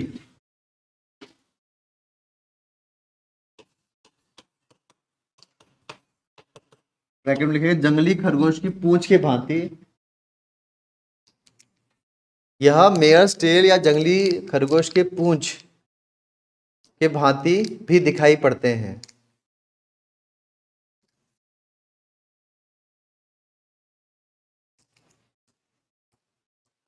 इनके आने से साफ मौसम का आगाज होता है।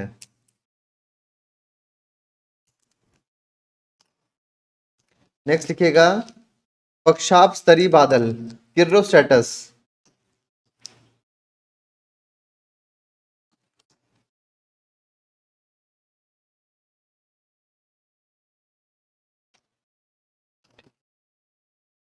पहला पॉइंट लिखिएगा गर्म वाताग्र ब्रैकेट में वार्म फ्रंट के आने का संदेश। गर्म वाताग्र वार्म फ्रंट के आने का संदेश।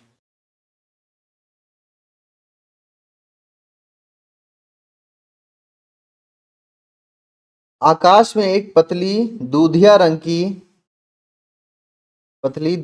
की चादर के समान फैले रहते हैं। आकाश में पतली दूधिया रंग की चादर के समान फैले रहते हैं। इनके आगमन पर सूर्य तथा चंद्रमा के चारों ओर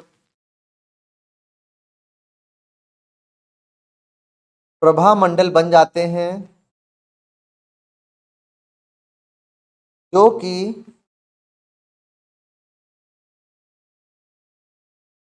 निकट भविष्य में चक्रवात के आगमन की सूचना देते हैं।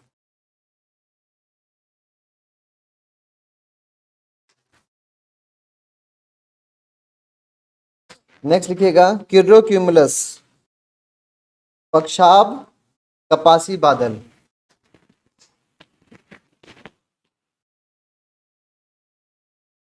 श्वेत रंग के ये बादल छोटे छोटे गोलाकार रूपों में या लहरनुमा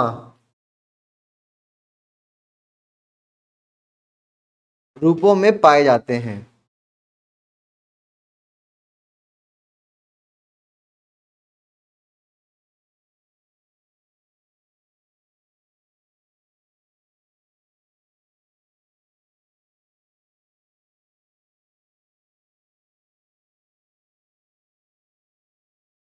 किर्रोक्यूमुलस बता रहा था, इसमें लिखिएगा इन्हें मैकरल स्काई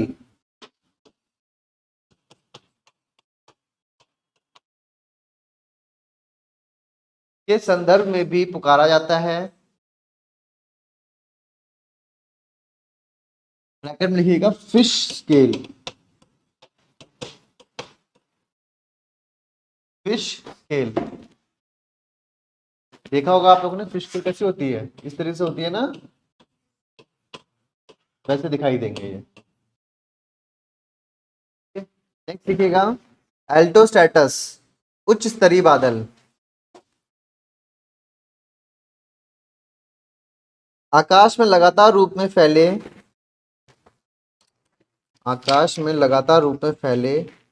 नीले अथवा भूरे रंग की पतली चादर वाले बादलों को उच्च स्तरीय मेघ कहते हैं।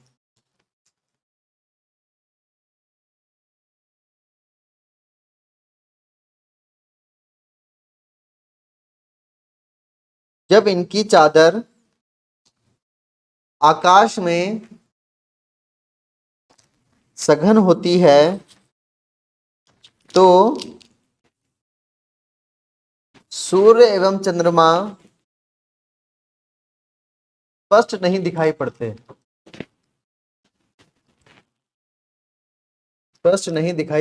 हैं।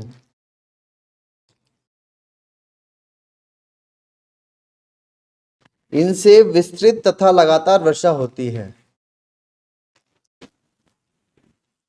इनसे विस्तृत तथा लगातार वर्षा होती है। नेक्स्ट लिखिए एल्टोक्यूमुलस, उच्च कपासी बादल। एल्टोक्यूमुलस उच्च कपासी बादल। ये पक्षाभ कपासी मेघों के समान, ये पक्षाभ कपासी मेघों के समान ही गोलाकार रूपों में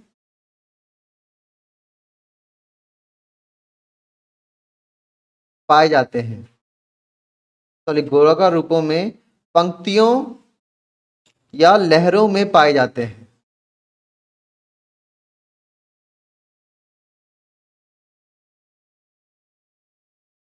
नेक्स्ट लिखिएगा स्ट्रैटस स्तरीय बादल। यह प्रायः कोहरे के समान होते हैं, परंतु धरातल से सटे नहीं होते हैं, परंतु धरातल से सटे नहीं होते हैं। नेक्स्ट लिखिएगा कपासी बादल, क्यूमुलस क्लाउड। क्यूमुलस कपासी बादल।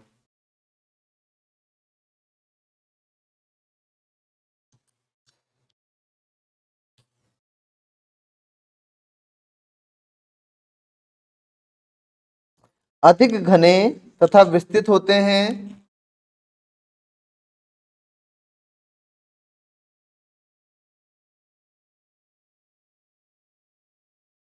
यह ऊंचे बादलों का आधार समतल होता है तथा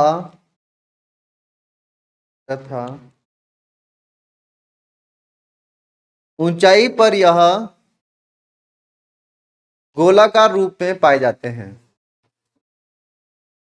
ऊंचाई में यह गोलाकार रूप में पाए जाते हैं, इस तरह से पाए जाते हैं क्यूमुलस क्लाउड। ड्रॉ भी कर लें।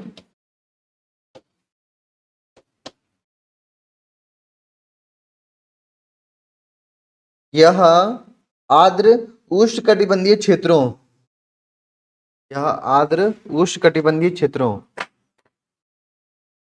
में पाए जाते हैं।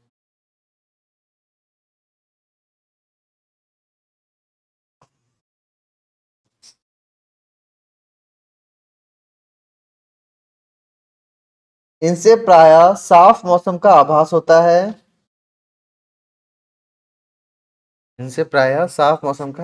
है। नेक्स्ट लिखिएगा स्ट्रैटोक्यूमुलस, स्तरीय कपासी बादल। स्ट्रैटोक्यूमुलस स्तरीय कपासी बादल।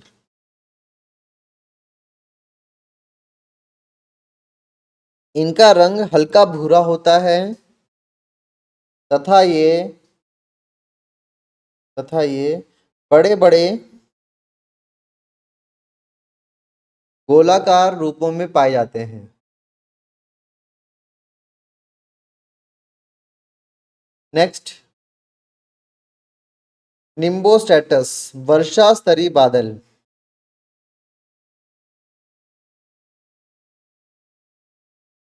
धरातल के समीप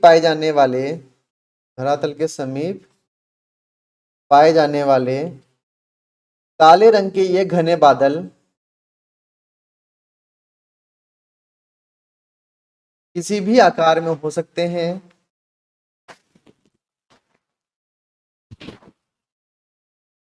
इनकी सघनता के कारण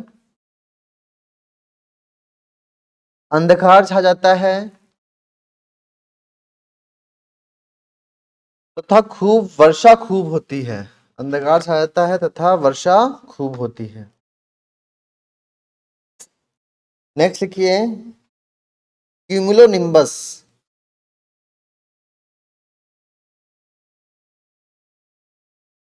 ये अत्यधिक विस्तृत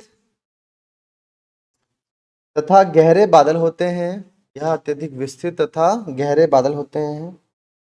जिनका विस्तार ऊंचाई में अधिक होता है,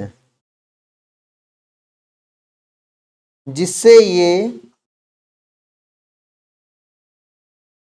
लंबवत स्तंभ के रूप में दृष्टिगत होते हैं। इनके साथ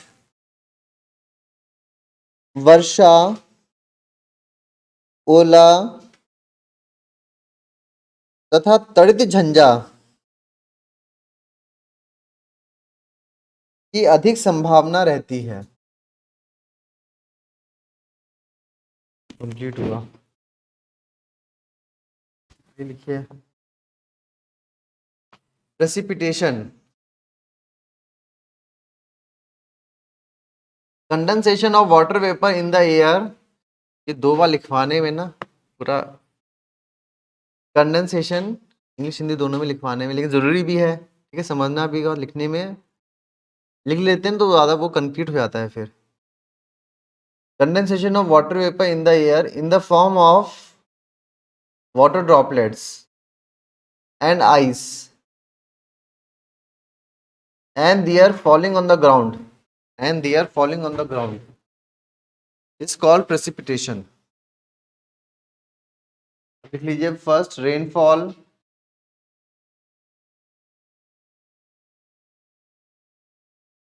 rain is condensed water vapour of atmosphere, condensed water vapor of atmosphere occurring in drops, condensed water vapor of atmosphere occurring in drops large enough to fall under the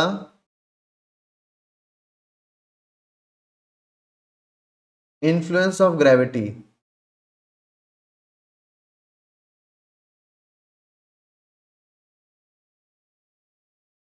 snowfall लिखिए when the temperature is less than 0 degree Celsius,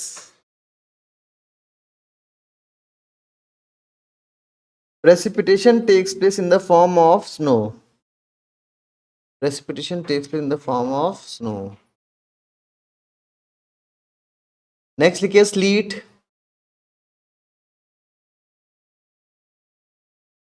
frozen raindrop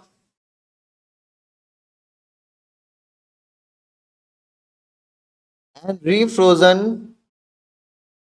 melted water. It may be a mixture of snow and rain.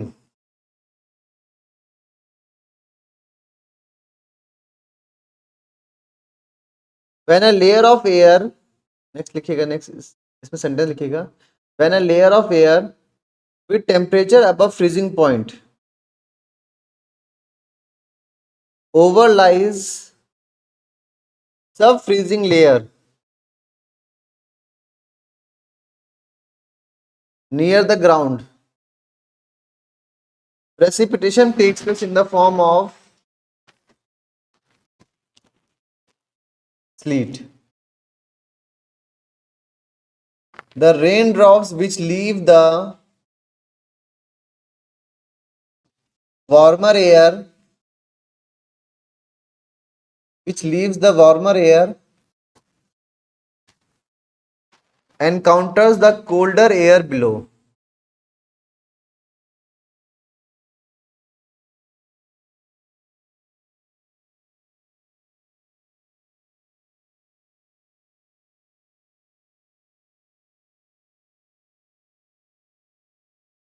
Precipitation के जो classification को हम next class में continue करेंगे। Rainfall हो गया, snowfall, slit, कल फिर हेल लिखवाना है, ड्रिजल लिखवाना है, फिर आगे हम लोगों को क्या करना है, थ्योरीज ऑफ प्रेसिपिटेशन लिखना है और क्लाउड सीडिंग लिखना है, उसकी थ्योरी लिखनी है, लंबा काम है अभी, ठीक है। कल हम लोग होपफुली साइक्लोन पढ़ेंगे, अगर कंप्लीट हो जाता है तो साइक्लोन पढ़ेंगे हम लोग।